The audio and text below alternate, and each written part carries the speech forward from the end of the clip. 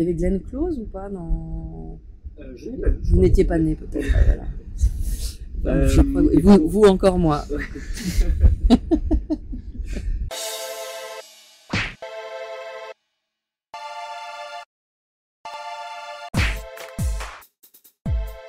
Alors, Le tableau volé de Pascal Bonitzer, c'est un film qui raconte l'histoire d'un commissaire-priseur qui est joué par Alex Lutz. Un commissaire-priseur à qui on dit qu'un grand tableau, un chef-d'œuvre d'Egon Schiele, a été retrouvé dans la maison d'un jeune ouvrier à Mulhouse.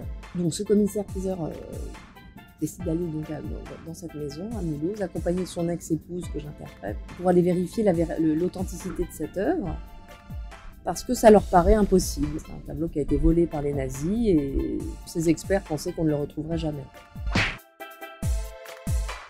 J'ai plutôt pensé à des comédies, à des films un peu rétro, une comédie avec Cary Grant et son ex-épouse. C'est toujours les trucs de ces histoires de on s'est quitté mais on se retrouve. Dans le film Le tableau volé, nos deux personnages, ils se retrouvent vraiment avec une grande vivacité, un grand enthousiasme autour de leur passion, qui est quand même l'art, et la peinture. La cassette que j'ai regardée le plus, c'était avec ma copine Christine Rebet. Quand on était en 4e, on regardait en boucle chaque fois que j'allais dormir chez elle, parce qu'elle avait un magnétoscope, on regardait Rusty James de Coppola. Parce qu'on était amoureuse de Matt Dillon, bien sûr, mais on était vraiment amoureuse de ce film, avec Mickey Rourke qui faisait The Motorcycle Boy et Diane Lane. On adorait ce film en noir et blanc, c'était magnifique. To Be or Not To Be, d'Ernest Lubitsch, et Big, avec Tom Hanks. La scène où il saute sur le lit, où il est à New York et qu'il se retrouve dans un loft. Tom Hanks, qui est toujours ce gamin de 13 ans, il y a une femme qui l'a ramené chez lui parce qu'ils ont dîné ensemble, enfin, une de ses collègues de travail, et qui pense que c'est une affaire de séduction, alors que lui, en fait, il a envie de s'amuser comme un gamin. Et il saute sur le lit avec elle et elle est un peu déconcertée, puis elle finit par être enchantée de sauter sur un lit.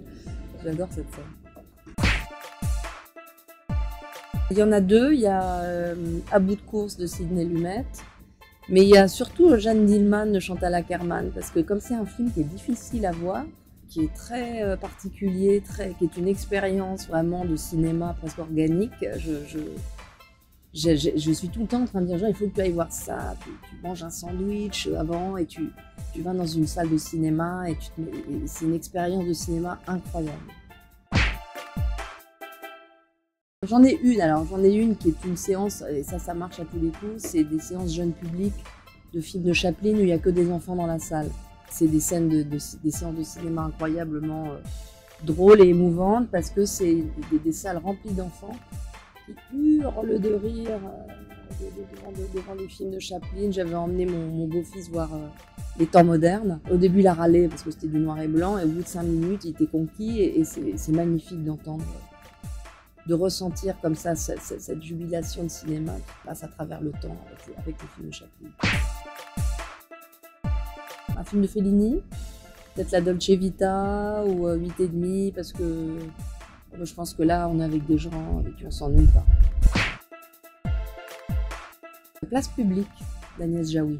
J'ai passé beaucoup de temps en binôme dans un jardin avec Jean-Pierre Bacri à jouer, à tourner et à discuter. Je me souviens de conversations très très animées entre Olivier Broche et Jean-Pierre Bacri sur le cinéma de Clint Eastwood, des espèces de débats passionnés. Et puis c'est surtout de passer du temps avec quelqu'un comme lui, c'était pour tout le monde, ça a été...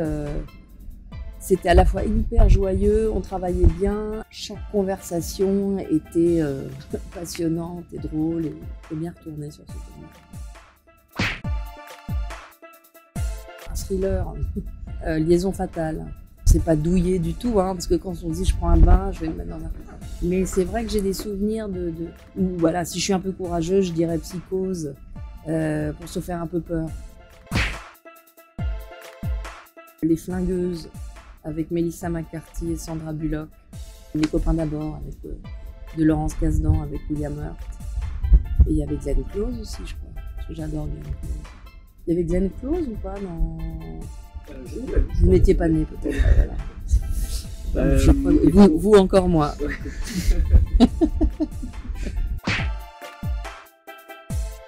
Bette Davis. Mais je pourrais pas parce que je suis française, mais Bette Davis, je trouve que c'était un sacré personnage de cinéma.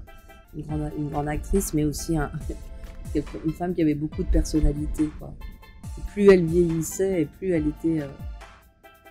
bon, j'ai toujours aimé, quoi, mais je l'ai aimée à tous les âges. Elle était très insolente, ça me plaît beaucoup, et intelligente.